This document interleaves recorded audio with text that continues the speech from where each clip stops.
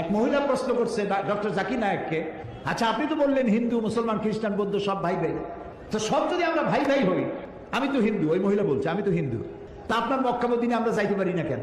এটা কঠিন প্রশ্ন। আমি চিন্তা করলাম কি জবাব দেয়, আমার কাছেও জবাব আছে, কিন্তু উনি কি বলেন সেটা শোনা দরকার।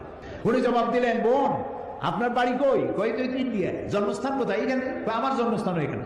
আচ্ছা বোন আপনি কি জানেন যে ইন্ডিয়ায় এমন এমন জায়গা আছে যেখানে এখানে জন্মগ্রহণ করার পরেও সে জায়গায় আপনি আর আমি যাইতে পারি না, এরকম জায়গার নাম জানেন? কোন এরকম জায়গা থাকবে কেন? আমি ইন্ডিয়া জন্মগ্রহণ করছি, সব জায়গায় যাইতে পারি। উনি বললেন মোটেই না, এখানে এমন এমন জায়গা আছে যেখানে আপনি আমি প্রবেশ করতে পারবো না, তার নাম ক্যান্টনমেন্ট। ক্যান্টনমেন্টে আপনিও ঢুকতে পারবেন না, আমি ঢুকতে পারবো না। ক্যান্টনমেন্টে ঢুকবে যারা নিরাপত্তার দায়িত্বে, দেশ রক্ষার দায়িত্বে যারা আছে, যে কোনো মুহূর্তে ডাক দিয়ে পড়ে জান দেওয়ার জন্য, রক্ত দেওয়ার জন্য, জীবন দেওয়ার জন্য ঝাঁপায় পড়বে, সেসব সেনাবাহিনীর জন্যই ক্যান্টনমেন্ট তৈরি করা হবে। ওখানে